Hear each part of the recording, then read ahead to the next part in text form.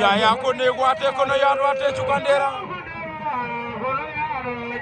final poids lourd fii ci Ndiogone Bouré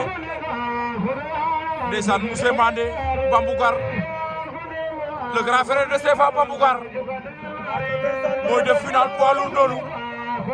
moog Sëlu bu ndaw ndeysaan borom Tundu Denjer la face de Kor Ndiogou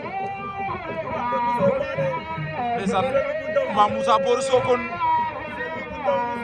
jëlal ma sa mbëri moom Sëlu bu ndaw mu ngi doon taxaw final Sëlu bu ndaw nee naa la boo gënee Zarko ba système final Moussé Mané gënee Langbar bu Kado ñoom ñaar ñoo taxaw noonu final ndeysaan ñu gis doon lamb ji bëri woon na mbër bëri ndaanaan bëri champion waaye ñoom la yàlla suñu borom wër sa kër bés bi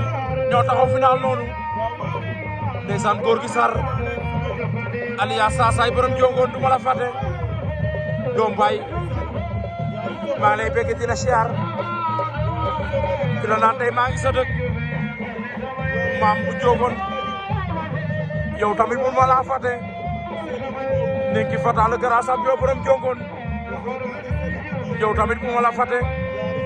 ndeysaan naan leen tey ñu ngi jom paado bi Sëlu bu ndaw Moussé Mané taw nañ trop ñoom ñaar Moussé Mané bañ a loolu dalay daan Sëlu bu ndaw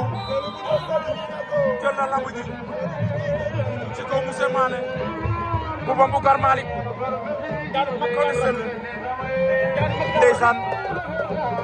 moo daan Stefa Bambougar quart de finale daan na mag ci finale noonu loolu histoire dina ko bind General TV, don't give me that,